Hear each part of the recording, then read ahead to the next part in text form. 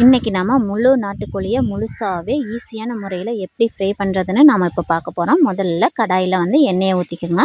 எண்ணெய் நல்லா காஞ்சதுக்கப்புறம் 3 வரமிளகாய் வந்து சேர்த்துக்கோங்க. இதோட நறுக்கி வச்ச சின்ன வெங்காயம் வந்து கொஞ்சம் சேர்த்துக்கோங்க. சின்ன வெங்காயம் சேர்க்கும்போது அதோட டேஸ்ட்டே வேறு லெவலில் இருக்குங்க. சின்ன வெங்காயம் நல்லா வதங்குற அளவுக்கு வந்து வதக்கிக்கோங்க.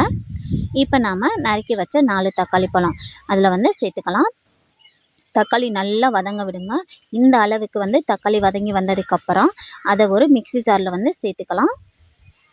இதை வந்து நல்லா ஆற வச்சு அதை அடித்து ஒரு பிளேட்டில் வந்து எடுத்து வச்சுக்கோங்க. இப்போ நம்ம 2 ஸ்பூனு கரம் மசாலா பொடி வந்து சேர்த்துக்கலாம்.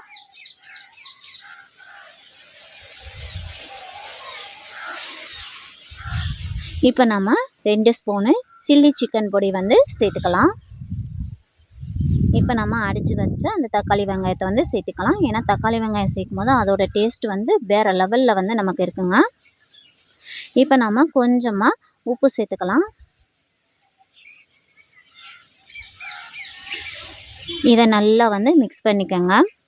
கரம் மசாலா பொடி, சிக்கன் சில்லி பொடி, தக்காளி வெங்காயம் அடித்தது எல்லாமே நம்ம வந்து மிக்ஸ் பண்ணும்போது நம்ம அதை கறியில் அப்ளை பண்ணும்போது அவ்வளோ ருசியாக இருக்குங்க. இப்போ நம்ம முழு கோழியை சுடுதண்ணில் வேக வச்சு தனியாக எடுத்து வச்சுக்குவோம். அதை இந்த மாதிரி கட் பண்ணி எடுத்துக்கோங்க. இப்போ கட் பண்ணதில் இந்த மசாலா வந்து அதில் அப்ளை பண்ணிக்கோங்க. இப்போ நம்ம ஒரு தோசைக்கல்லை வச்சு அதில் எண்ணெயை ஊற்றிக்கணுங்க. இந்த எண்ணெய் நல்லா காஞ்சதுக்கப்புறம் அந்த முழு கோழியை அதில் எடுத்து வைக்கணுங்க. இப்போ நாம் ஒரு மூடி போட்டு அதில் வந்து மூடலாம். நான் மூடி போட்டு மூடும்போது அது நல்லா வேகணுங்க. இப்போ நம்ம பெரட்டி விட்டு வேக வச்சு எடுத்துக்கணுங்க. இப்போ நமக்கு ருசியான ஒரு நாட்டுக்கோழி ரெசிபி கிடச்சிருச்சுங்க.